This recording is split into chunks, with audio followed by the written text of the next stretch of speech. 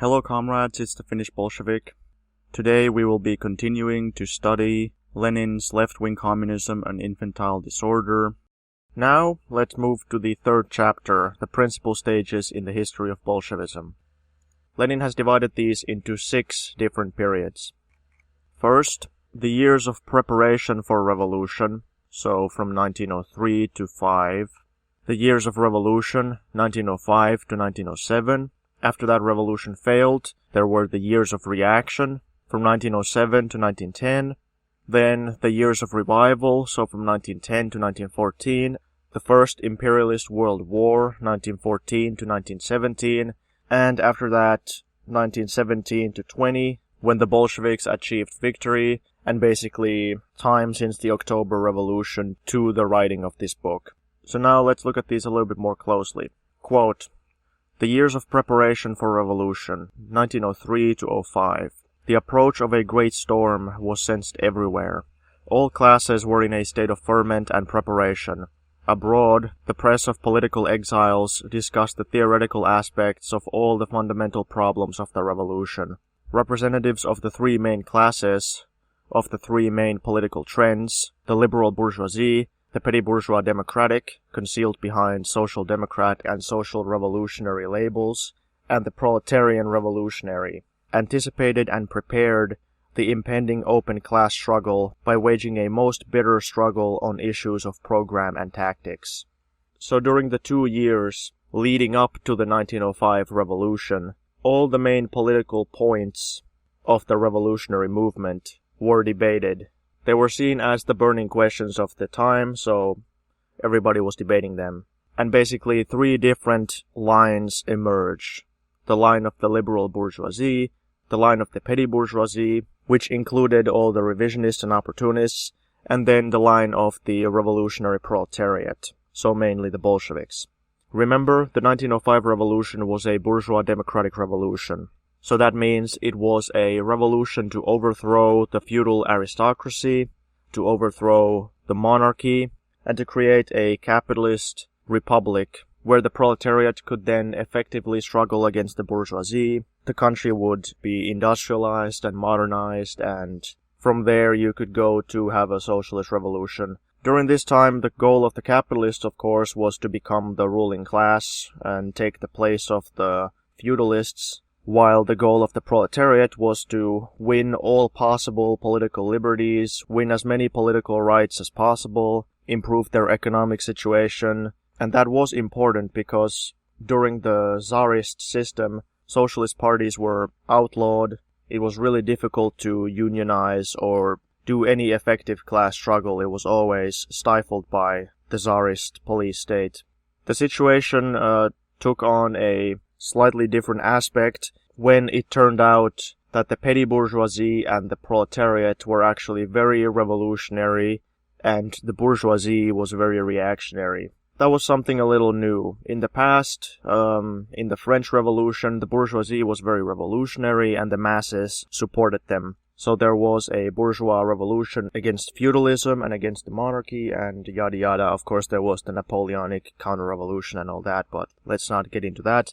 But in Russia, the situation was not quite like that. In Russia, the proletariat and the petty bourgeoisie were very strong. They were not simply allies or pawns of the bourgeoisie, but they were stronger and more independent and could have achieved a lot for themselves, while the bourgeoisie was relatively weak and very reactionary, and therefore, instead of wanting to lead a determined anti-monarchist bourgeois democratic revolution, the bourgeoisie, the capitalist class, instead chose to ally more and more with the Tsar and the feudal aristocracy and the monarchists. So the capitalist class didn't actually want to overthrow the Tsar and overthrow the aristocracy and then become the ruling class themselves. Instead, they wanted to ally with the feudal aristocracy and the Tsar and just achieve capitalistic reforms. So that was the line of the liberal bourgeoisie. Lenin used that term to separate them from completely reactionary bourgeoisie who didn't want any reforms. Liberal bourgeoisie were the capitalists who, even though they weren't really determined revolutionaries or anything, they still wanted some kind of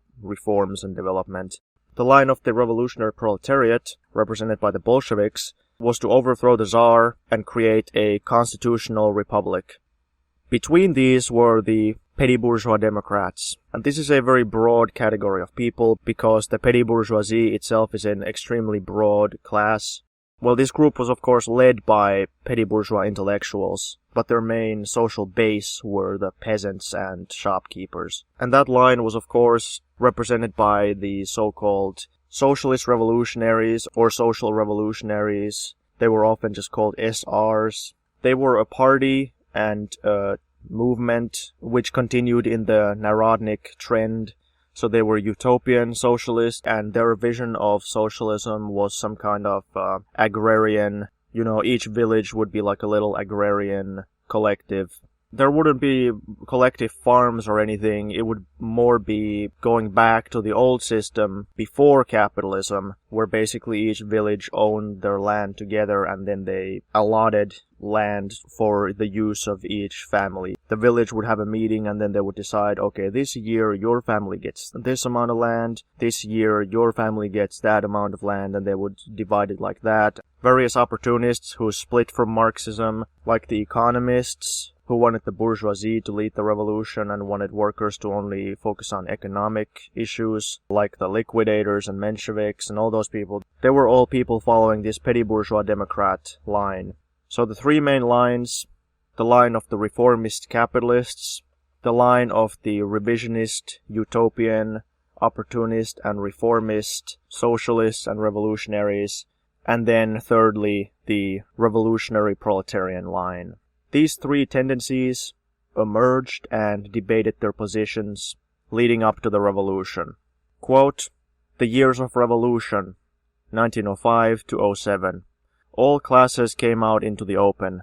All programmatical and tactical views were tested by the action of the masses. In its extent and acuteness, the strike struggle had no parallel anywhere in the world. The economic strike developed into a political strike, and the latter into insurrection." Unquote. So this was the famous 1905 revolution. The main uprising was in 1905, but there were still other uprisings, peasant uprisings, strikes, and several significant military mutinies, a couple of those led by the Bolsheviks in 1906 and 1907. That revolution failed. That revolution wasn't consistently led by the Bolsheviks the way the October Revolution was. Instead, this revolution was led by many different forces. The Bolsheviks were able to organize several uprisings, but they weren't nationwide uprisings. The Mensheviks had leadership positions in several cities. The Bolsheviks had leadership positions in several cities. It began as a huge strike, which then developed into a political strike, and then into all-out insurrection and uprising. And it also spread to Finland. Petrograd, which later became Leningrad and St. Petersburg, is close to the Finnish border. From there, the news of the strike spread quickly to Vyborg and quickly to many parts of Finland. And Finland also had a general strike, Red Guards, all that. So a massive uprising. And the reason Finland was able to have its own strike and uprising was because the Tsarist machine broke down and it was so crippled by this uprising in Russia that it could no longer repress Finland, at least temporarily. So while the Finnish capitalists relied on the Russian Empire to protect them to an extent, the Finnish workers also to an extent relied on the support of Russian workers, and they had collaboration. The revolution in Russia made it possible for Finland also to have its own attempt at revolution. And this also shows a way for a revolution to begin sort of spontaneously. This was not planned by the Bolsheviks or anything. The October Revolution was very well planned. The Bolsheviks got majority in the Soviets and yada yada. They organized a revolution like, okay, we get people on this specific time, we all attack the government, take over government buildings, and have a revolution. But the 1905 revolution was not like that. It developed in a similar way to the Finnish Revolution. It began as a big strike, which then escalated further and further. So that's also a way a revolution can happen. Sometimes the revolution just happens one way and, the revolutionary situation can just blow up all of a sudden without the Marxists planning it that way. And then when that happens, the Marxists need to Get going. Now it's time for revolution. It has happened. Lenin continues, quote, "The relations between the proletariat as the leader and the vacillating and unstable peasantry as the led were tested in practice. The Soviet form of organization came into being in the spontaneous development of the struggle. The controversies of that period over the significance of the Soviets anticipated the great struggle of 1917 to 20. So the viability of a worker-peasant alliance was tested in the 1905 revolution, and it proved to be viable. The Soviets, or worker councils, emerged in the 1905 revolution, and it wasn't yet perfectly clear what they meant. The Bolsheviks and the Mensheviks used them in very different ways. For example, the Mensheviks, who had a leadership position in the Soviet of Petrograd, where Trotsky, who was a Menshevik at the time, and some other Mensheviks held leadership posts, they sort of just used it as a organ of local self-government. It's like a municipal council, but now it's just social democrats who control it instead of the capitalists. But Lenin's vision for the Soviets and how they were used by the Bolsheviks was that they were the dictatorship of the proletariat. They were a revolutionary organ by which the proletariat carries out the revolution and defends the revolution. They don't want just a bourgeois republic anymore. Now they want a dictatorship of the proletariat. Lenin continues, "The alteration of parliamentary and non-parliamentary forms of struggle, of the tactics of boycotting parliament, and that of participating in parliament, of legal and illegal forms of struggle, and likewise their interrelation and connections, all this was marked by an extraordinary wealth of content. As for teaching the fundamentals of political science to masses and leaders, to classes and parties alike, each month of this period was equivalent to an entire year of peaceful and constitutional development. Without the dress rehearsal of 1905, the victory of the October Revolution in 1917 would have been impossible." Unquote. So sometimes there's long periods when very little happens, and sometimes there are short periods when a lot happens. And this experience of the 1905 revolution was not lost, it was not forgotten by the Russian proletariat and the Russian peasantry, so they were more ready for the revolutions of 1917. I'll say a few words about parliaments. So he mentions parliamentary and non-parliamentary forms. There's an entire chapter in this book about parliaments, so we will discuss that in more detail when we get there. But the historical context was that the Duma, the parliament, was created by the Tsar after the 1905 revolution as a form of reform. He was going to give some capitalistic reforms. The monarchy wouldn't be overthrown, the monarchy would stay in place, but there would be a parliament with very few powers. And the parliament was dismantled a couple times because the Tsar didn't like what they were saying in there. The Bolsheviks initially boycotted the parliament because the revolution was still going on, and they thought that the parliament that the Tsar is creating is just a scam. It's just a way for the Tsar to try to pacify people, which was correct, so the Bolsheviks boycotted it, while all the opportunists and reformists wanted to participate right away in the parliament and just end the revolution right there. However, once the revolution was definitively over and it had failed, then the Bolsheviks did go into the parliament because they wanted to use the parliament to criticize the policies and expose the policies of the capitalists and of the aristocracy and the Tsar, and they wanted to spread their revolutionary message. They wanted to use it as a public platform. Basically, the capitalist class doesn't give very many platforms or venues where you could really talk about a revolutionary message, but sometimes, because they claim to be democratic and they claim to represent the people and stuff, even if they have a completely fake parliament that can't do anything,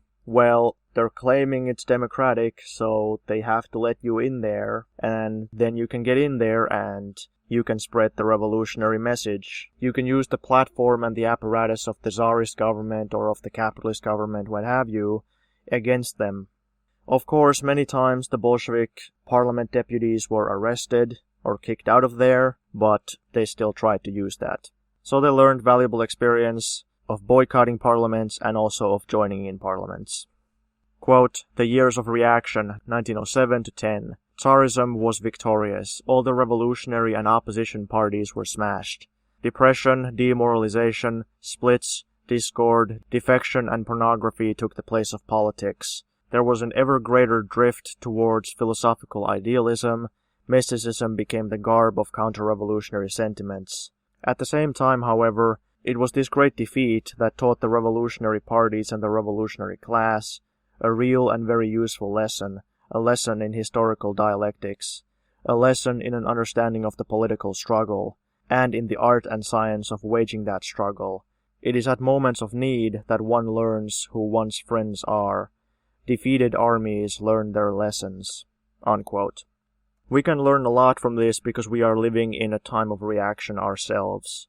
We have been living in a time of reaction ever since the fall of the Soviet Union. Not that the Soviet Union at its end period necessarily represented some kind of peak Marxism-leninism or anything. It's just that it still supported many of the communist parties.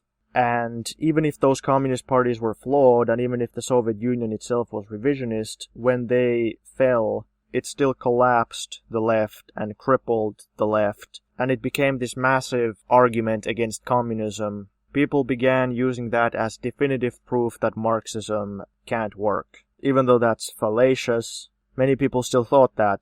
Many people who used to consider themselves as some kind of Marxist, they dropped that label when the Soviet Union fell. They became social democrats or whatever. Or, as was also the case, many people just became completely apathetic, completely demoralized. They became completely non-political. They thought, all hope is lost, there's nothing we can do anymore, capitalism is victorious, socialism has lost. Same thing after the revolution failed in Russia. Many people were just demoralized. There were lots of splits, because some people just moved to extreme ultra-leftism and became sectarian. Movements that have very little connection to the masses, very little connection to any real class struggle. There's sort of just these little discussion groups where they talk about theory that's completely separate from any real life work. You know, you can think of whatever tendencies of ultra-leftism you want to think of, like, obviously Trotskyism is a classic example of this. The most extreme, most ultra-left tendencies of Trotskyism are the most sectarian forms of it. But you can have ultra-leftism of many different types. And at a time like that, you really figure out who were the real Marxists to begin with. The people who abandon the movement and betray the movement right away when there's hardship, well, those people, they were always the more backward. They were always the more flaky and unreliable, wavering elements. The determined revolutionaries kept going, whereas all these vacillating and wavering elements became demoralized, became apathetic, or adopted some kind of opportunist position. And to stress this point, Lenin says, quote, "The revolutionary parties had to complete their education. They were learning how to attack. Now they had to realize that such knowledge must be supplemented with the knowledge of how to retreat in good order. They had to realize, and it is from bitter experience that the revolutionary class learns to realize this, that victory is impossible unless one has learned how to attack and retreat properly. Of all the defeated opposition and revolutionary parties, the Bolsheviks effected the most orderly retreat, with the least loss to their army, with its core best preserved, with the least significant splits, in point of depth and incurability, with the least demoralization, and in the best condition to resume work on the broadest scale, and in the most correct and energetic manner. The Bolsheviks achieved this only because they ruthlessly exposed and expelled the revolutionary phrasemongers, those who did not wish to understand that one had to retreat, that one had to know how to retreat, and that one had absolutely to learn how to work legally in the most reactionary of parliaments, in the most reactionary of trade unions, cooperative and insurance societies, and similar organizations." Unquote. Again, there's a whole nother chapter that talks about work in parliaments and work in reactionary trade unions, but this is still an important point. Usually in times of defeat, there's an ideological crisis, and then there are splits when all the waverers and people who were never really excellent Marxists, they go into weird directions or they panic or whatever. The Bolsheviks had much less of this than those other movements. The Bolsheviks still mainly stayed strong, At the end of this passage, Lenin basically attacks the ultra-leftists when he said that that people had to learn that it was necessary to retreat, and it was necessary to know how to retreat. It was necessary to admit that the revolution had failed. There were some people who were still saying, no, let's just keep going. We can still hide underground and commit attacks on the government or something, but Lenin said, no, it's over. The revolution has failed. We gotta regroup, rebuild, and then we'll try again. But for now, it's over. And that it was absolutely necessary to learn to work legally, and in the parliaments, and in the reactionary trade unions. The period of revolution was over. The methods of the revolutionary period, such as nationwide strike, uprising, whatever, those methods could no longer be used because the revolutionary situation had passed. So now you had to switch to different methods. Peaceful methods, organizing the workers, rebuilding the movement, preparing for the next revolution. But certain ultra-leftists didn't want to do this. They said, no, we can only use the most revolutionary methods, only armed uprising and nothing else. They fixated on that so much that they even turned that into a dogma and into an ideology, where they said that it's not only a matter of tactics, but it's also a matter of principle, that it even goes against principles to use any other methods except armed uprising. And you still see people like this today. You know, that's why we're talking about this, because it's still relevant. You still see a lot of people who say, the workers are in that trade union, but we can't go there because that trade union is reactionary. Because we will be contaminated by the reactionary trade union. It threatens our ideological purity if we engage in mass work. Because what if the masses are reactionary? What if there are members of the working class who are reactionary? So we must separate ourselves from the masses and hide in our little sectarian club and just talk about irrelevant things. That's how the ultra-leftists work. I'll use Maoists as examples. I've been criticizing the Trotskyists a lot. I'll use the Maoists as an example for now. I don't really wanna criticize them too much, but this is just an example. You know, for example, in Nepal, the Maoists are fighting people's war, civil war.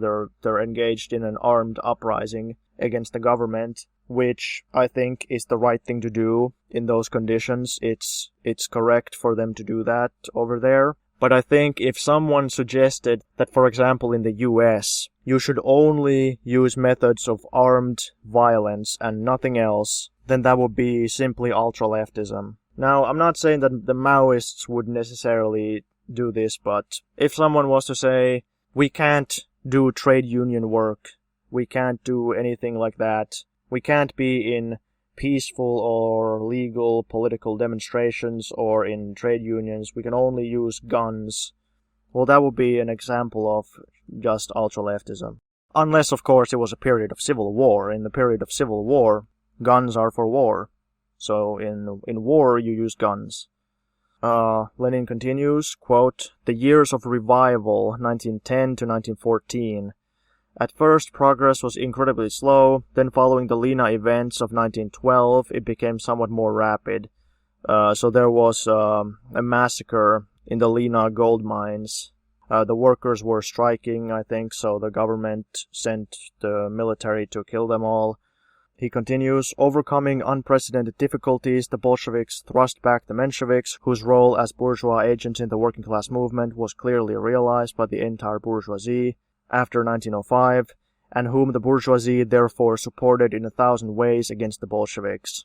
But the Bolsheviks would never have succeeded in doing this had they not followed the correct tactics of combining illegal work with the utilization of legal opportunities, which they made a point of doing. In the elections to the arch-reactionary Duma, the Bolsheviks won the full support of the worker curia. Unquote. Not a lot to say about that, just that the Bolsheviks kept their underground party machinery intact. They maintained their principles, but they still were able to adapt to the new conditions of, once again, peaceful development, because there was no revolutionary situation at the time. It was just a time of revival from the worst reaction. Quote, the First Imperialist World War, 1914 to 17. Legal parliamentarism, with an extremely reactionary parliament, rendered most useful service to the Bolsheviks. the party of the revolutionary proletariat. The Bolshevik deputies were exiled to Siberia. All shades of social imperialism, social chauvinism, social patriotism, inconsistent and consistent internationalism, pacifism, and the revolutionary repudiation of pacifist illusions found full expression in the Russian émigré press." Unquote.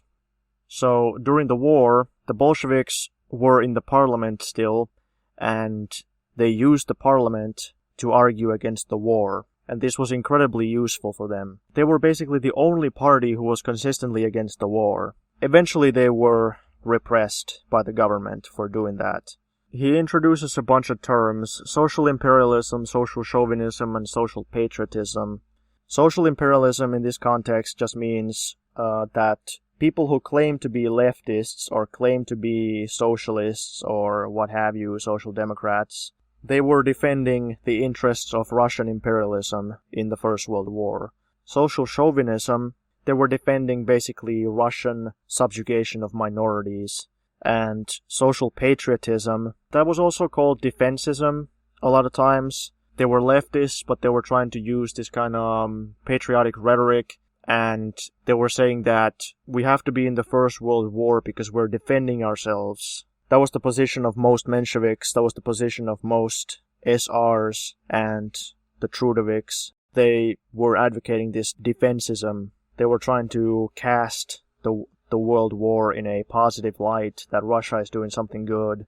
Against that, there were inconsistent and consistent internationalists. The Bolsheviks were consistent internationalists, so they opposed the war consistently. Other people who were consistent internationalists were the Spartacists, Rosa Luxemburg and Karl Liebknecht, German communist leaders. There were also people in between, so some people in the Mensheviks sort of wavered. There were splits in the Mensheviks. There were so-called Menshevik internationalists, so there were Mensheviks who opposed the war. When the Second International split, there was an attempt by Lenin to create a new one, to basically create an international against the war, and it met in Zimmerwald, and it was called the Zimmerwald International. Some of those people were consistently against the war, some of them were kind of wavering and inconsistently against the war. And the last group that Lenin mentions is pacifism and the revolutionary repudiation of pacifist illusions. In the Zimmerwald International, there were a bunch of social pacifists. The internationalists basically said that you should do something about it, even go as far as trying to turn the imperialist war into a civil war, into a class war, but certainly try to do something about it. The social pacifists, they sort of just gave lip service to peace, like, yeah, wouldn't it be nice to have peace? Lenin sums up this by saying, quote, "The learned fools and the old women of the Second International had arrogantly and contemptuously turned up their noses at the abundance of quote-unquote factions in the Russian socialist movement, and at the bitter struggle they were waging among themselves. One of the principal reasons why Bolshevism was able to achieve victory in 1917-20 was that since the end of 1914, it has been ruthlessly exposing the baseness and vileness of social chauvinism and Kautskyism, to which Longuetism in France, the views of the Fabians and the leaders of the Independent Labour Party in Britain, of Turati in Italy, etc. correspond. The masses later becoming more and more convinced from their own experience of the correctness of the Bolshevik views." Unquote.